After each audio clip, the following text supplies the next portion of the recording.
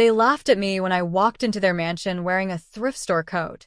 But when her mother's phone rang and my name flashed on the screen, everything changed. I parked my old sedan outside their mansion, the engine whispering into silence. The air smelled of trimmed hedges and new money. My hands trembled slightly as I adjusted the faded scarf around my neck. I had chosen plain clothes, the kind that whispered humble before I even spoke. When the front door opened, the bright laughter of crystal glasses and polished voices spilled out. My daughter-in-law's mother looked me over, her eyes scanning every thread on my coat. She smiled, but it was the kind of smile that sliced. "Come in," she said, leading me across marble floors that gleamed like ice. The chandelier above hummed faintly, its golden light sharp against the walls. I kept my voice small, soft, as if afraid to disturb their perfect house. Her husband watched me too, his cufflinks flashing with each gesture. They asked questions wrapped in politeness, each one probing a little deeper. Where I lived, what my son did before he met their daughter, how we managed our bills. I told them simple stories, weaving a life of small meals and secondhand dreams. Their pity was almost sweet. Almost. My daughter-in-law shifted in her chair, her smile tight, her eyes flicking toward her mother. I could feel her embarrassment. That was when her father leaned forward and said, "It must be hard, living that way." His words dropped heavy, like coins on a table. The air changed. Thicker. Colder. My throat dried as the clock in the hallway ticked too loudly. I reached for my teacup and caught the faint reflection of myself in the polished silver tray. And for a moment, I saw the woman I used to be, not poor, not naive, but watching. Always watching. Then came the sound. A phone vibrating on the counter. Her mother's phone. She reached for it, frowning at the name flashing on the screen. My name. The name she did not expect to see. Her eyes lifted, wide and sharp, meeting mine for the first time, really seeing me. Her fingers froze. The room seemed to hold its breath. I smiled gently, the kind of smile that hides everything it knows. And that was when the truth began to slip through the cracks of their perfect evening. Her hand shook slightly as she placed the phone back on the marble counter. The room was too quiet.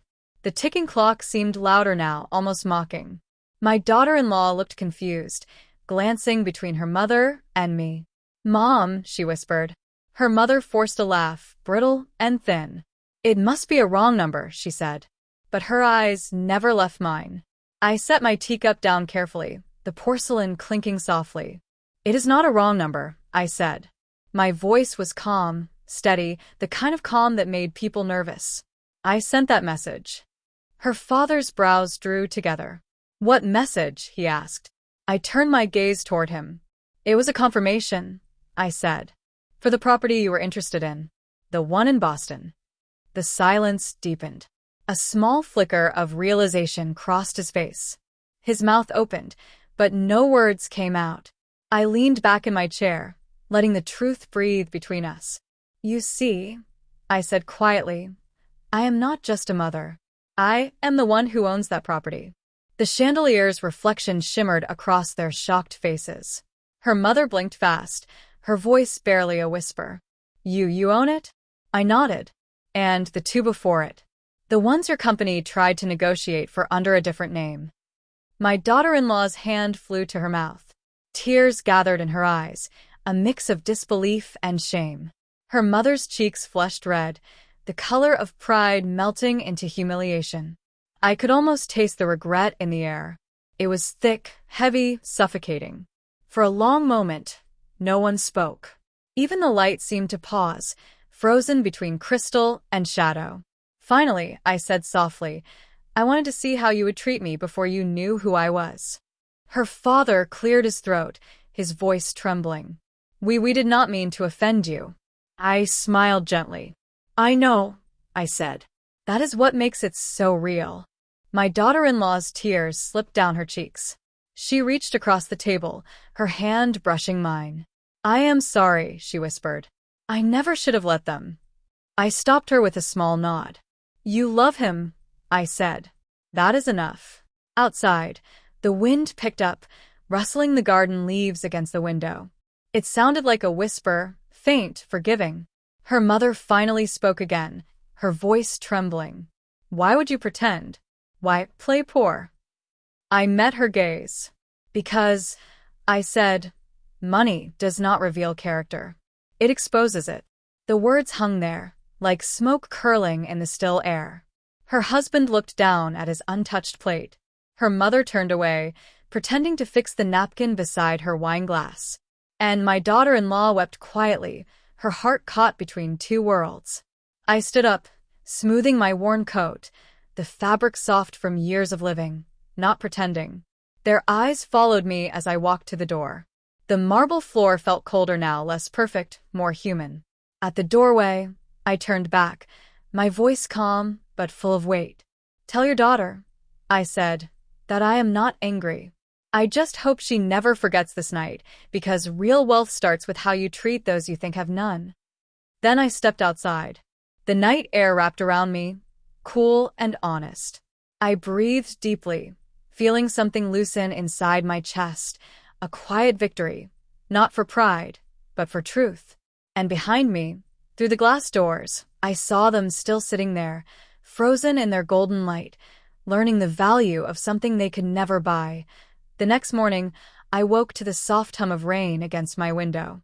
The city was quiet, gray, the kind of morning that made memories feel heavier. I wrapped my shawl around my shoulders and sat by the kitchen table, my cup of coffee cooling untouched. The doorbell rang. Once. Then again, faster, trembling. When I opened the door, she was there. My daughter-in-law stood in the rain, her hair wet, her eyes red from crying. Her hands clutched a small paper bag, soggy at the corners. "I had to see you," she said, her voice breaking. I stepped aside, and she entered, dripping onto the old wooden floor. For a while, we said nothing. The clock ticked, slow and steady, like a heartbeat. She looked around my small kitchen, the mismatched mugs, the peeling paint, the stack of old letters by the window. "This place feels real," she whispered. I smiled faintly. "It is," I said. "It is where life happens before anyone is watching." She sat down, her eyes heavy with guilt. "I did not stop them," she said quietly. "When they judged you, when they spoke down to you, I just stayed quiet." Her words trembled. The paper bag in her lap tore slightly, revealing a slice of apple pie from the bakery she knew I liked. It was small, imperfect, but it meant everything. "You do not need to apologize," I said softly. "Yes, I do," she replied, her voice cracking. "Because I saw how they treated you, and I said nothing. I was ashamed not of you, but of how much I cared about what they thought." Her tears spilled freely now. I reached across the table and took her hand. Her skin was cold, but her grip was warm, desperate. "You are young," I said gently. "You will learn that silence can hurt more than words." She nodded, her chin trembling. "I told them everything last night," she said. "Who you are, what you own, what you built." They did not believe me at first. My mother cried. My father just sat there, staring at the floor. I sighed, feeling both sadness and peace. "People often confuse wealth with worth," I said. "They think one defines the other." She squeezed my hand tighter. "You taught me more in one night than they did in a lifetime," she said. "I want to be better. For you. For him." For the first time that morning, I smiled fully. The kind of smile that comes from deep inside, the one that forgives and frees. I rose and poured her a cup of coffee, setting it in front of her. Steam curled upward, warm against the cold air. "You already are better," I said. "Because you came." She looked up at me, her eyes soft but determined. "I want to help you," she said. "With your work. With your properties. I want to learn." I laughed lightly, the sound breaking the heaviness between us. "You will get your hands dirty," I warned. "It is not easy work." "I do not want easy," she said. "I want honest." That was when I saw her, really saw her, not as the woman who had married my son, but as the daughter I never had. The rain outside eased into a soft drizzle, the light shifting through the clouds like forgiveness finding its way in. For the first time in years, my house felt full again.